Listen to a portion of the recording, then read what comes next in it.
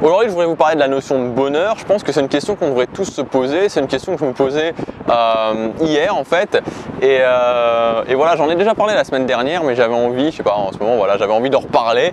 Et donc, c'est ce que je vais faire aujourd'hui parce que je crois que vraiment, il faut se demander presque, enfin quasiment quotidiennement en fait, se poser juste 5 minutes et se dire ok, qu'est-ce que je veux? C'est quoi le bonheur pour moi? Parce que cette notion de bonheur, on en parle souvent, mais finalement, qu'est-ce qu'est vraiment le bonheur? Qu'est-ce qu'est le bonheur pour vous? Est-ce que vous avez ne serait-ce que la réponse à cette question? C'est quoi le bonheur pour vous? C'est qu'est-ce que vous voudriez atteindre? Qu'est-ce que vous voudriez obtenir? Est-ce que pour vous le bonheur c'est d'arrêter de travailler? Est-ce que ce serait ça le bonheur, de se dire ok, j'ai une vie où j'ai plus à travailler? Est-ce que le bonheur pour vous c'est le fait d'avoir une grande maison avec une grande piscine, avec voilà l'idée de la piscine infinie ou de la piscine à débordement et d'être avec la piscine, la villa au bord de la mer? Peut-être que c'est ça pour vous. Est-ce que pour vous c'est avoir un cercle social, un grand cercle social avec des amis qui vous correspondent, être épanoui? Est-ce que pour vous c'est avoir la gloire et avoir des admirateurs? Il n'y a vraiment aucun jugement dans ce que je dis. L'idée c'est simplement que vous vous posiez la question. Est-ce que si vous vous posez la question juste là maintenant, est-ce que vous l'avez? Est-ce que vous l'avez votre idée de ce que vous aimeriez atteindre? Moi vous savez, je crois qu'une chose qui est importante, c'est de comprendre que il n'y a pas de réponse, dans cette question du bonheur, dans cette question d'être heureux, il n'y a pas de réponse dans le fait de se poser, il n'y a pas de réponse dans la contemplation.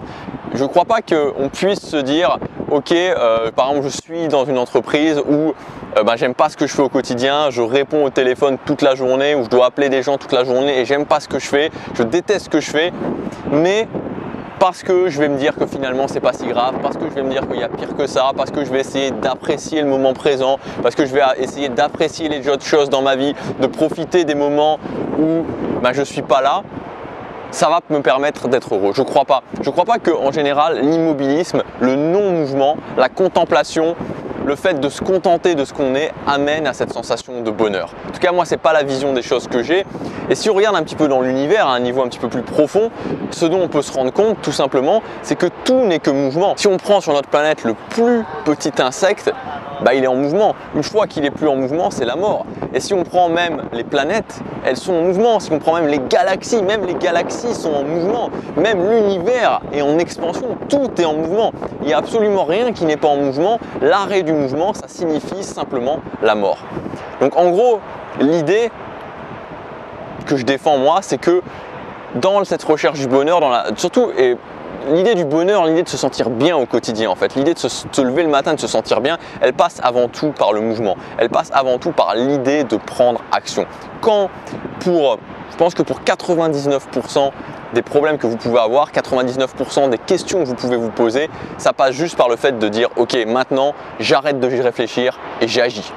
J'arrête de réfléchir et j'agis. Je voudrais vous donner 4 points pour pouvoir justement vous mettre en mouvement et vous mettre en mouvement plus sereinement. Le premier point, c'est d'agir et de prendre des risques et de faire des erreurs. Et vraiment à ce niveau-là, autant il faut être exigeant avec soi-même sur le fait de prendre action, autant il faut être cool avec soi-même quand on fait des erreurs, quand on prend des risques, quand on se trompe. Je vois beaucoup de gens, énormément de gens en fait, qui se disent ok, je vais tenter cette chose-là, je vais prendre ce risque-là, je vais faire quelque chose que j'ai pas encore fait, je vais essayer quelque chose.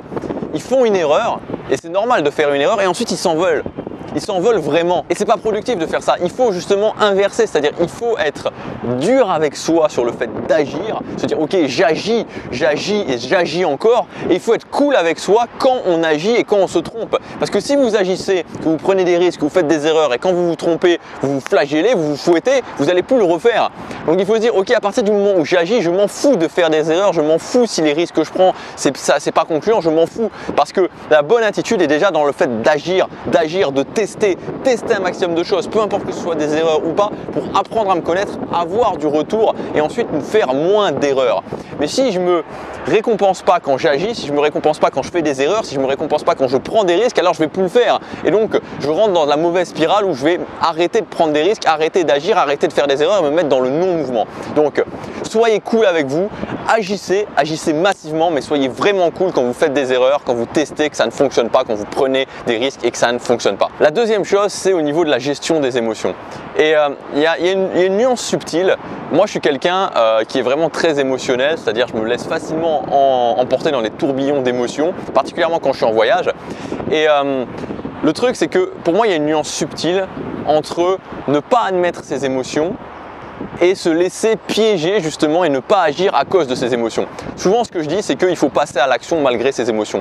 Peu importe ce que vous ressentez, vous devez quand même passer à l'action. Peu importe que le matin vous vous sentez bien ou vous vous sentez mal, vous devez quand même faire ce que vous avez à faire. Si vous avez défini que vous avez une routine matinale à faire le matin, si vous vous sentez bien, si vous vous sentez mal, c'est pas grave, vous le faites quand même.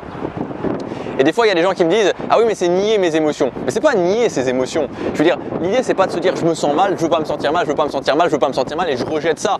C'est pas ça l'idée. L'idée, c'est de l'accepter. Ok, je me sens mal. Ok, ce matin, je me sens pas bien. Je l'admets, j'accepte cette émotion que je me sens pas bien, que je me sens triste, que j'ai peur parce qu'il y a un truc stressant que je dois faire ou tout ce genre de choses. Je l'admets, je le ressens et je l'accepte. J'accepte mon émotion. Mais pour autant, c'est pas ça qui va m'empêcher d'agir. C'est pas parce que je ressens ça que je ne vais pas agir. C'est pas parce que je ne ressens ça que je vais me mettre dans le non-mouvement. Alors il y a un vent qui est absolument incroyable. Il y a un vent à décorner les bœufs. Je sais pas si ça se dit, mais voilà, il y a un vent de fou. Donc je dois de temps en temps rattraper l'appareil photo parce que le pied, il y a tellement de vent que le pied menace de tomber. Je suis désolé s'il y a beaucoup de bruit, mais voilà, c'est les conditions du direct, c'est les impondérables quand on fait des vidéos. Si vous en faites, bah, vous comprenez sûrement ce que je veux dire.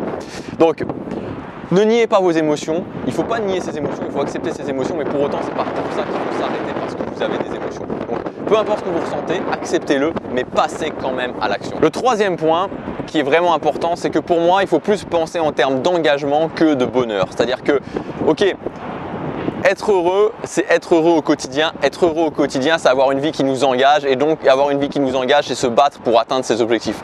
Si chaque matin, vous vous levez en disant « Ok, ma vie, elle m'engage », bien sûr, ça peut être compliqué, bien sûr, ça peut être moins compliqué. Il y a des jours avec, il y a des jours sans. Il y a des jours où j'ai des choses stressantes à faire et des jours où je récolte les fruits. Mais dans tous les cas, si au quotidien, je sais que au final, ce qu'il y a derrière, l'objectif que je veux atteindre, il m'engage, il me plaît, bah, je vais être content de me lever le matin, je vais être content de me battre. Parce qu'une vie où on ne se bat pas, c'est pas vraiment une vie. C'est-à-dire une vie où on est juste là, on attend que ça se passe et on veut rien, on désire rien. Peut-être qu'il y a des moines qui arrivent, hein, peut-être, et peut-être que c'est une voie que vous avez envie de tenter, tentez-la, pourquoi pas.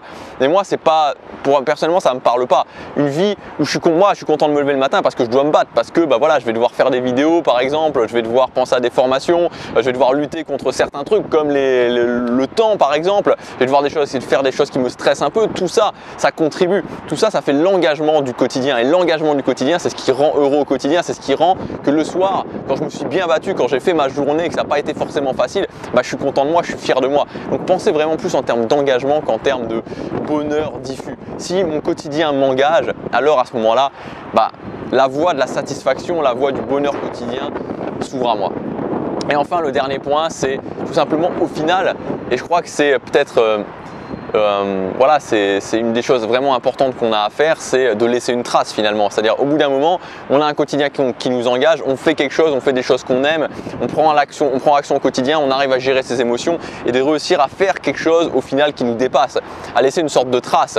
Et c'est peut-être un peu le but final qu'on a tous chacun d'entre nous à différents niveaux. Si on peut laisser une trace dans plein de choses différentes, dans plein de sujets différents, chez plein de personnes différentes, ça peut être un petit groupe de personnes, ça peut être un grand groupe de personnes, mais voilà, laisser une trace, se battre pour quelque chose et au final faire quelque chose qui est plus grand que nous, laisser une empreinte, voilà, cette idée de la mission qui va un petit peu au-delà de nous-mêmes, c'est aussi quelque chose qui finalement nous drive, qui finalement nous permet de nous battre au quotidien, qui finalement nous permet d'avancer et qui aussi rend heureux.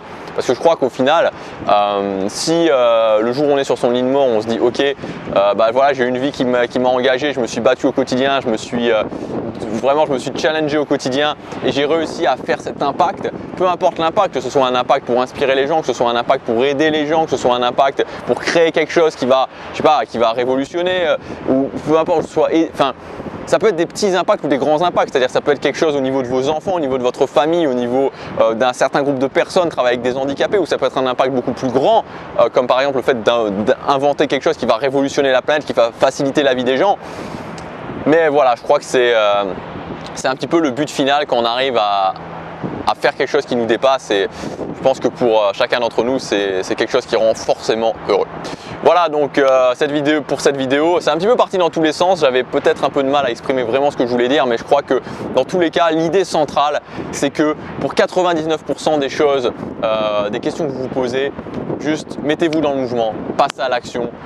Voilà, moi souvent c'est ce que je me dis, c'est tais-toi et agis. tais-toi et agis. Fais-le, fais-le, prends une décision, fais-le, tais-toi, agis, prends une décision, fais-le. Et voilà, l'engagement au quotidien, le fait de faire des choses au quotidien qui nous engagent, qui nous plaisent. Et voilà, je crois que c'est l'essentiel pour arriver sur le court, le moyen et le long terme à être heureux et être satisfait de soi-même. Je vous dis à demain, j'espère qu'il fera moins de vent, sans pluie si possible.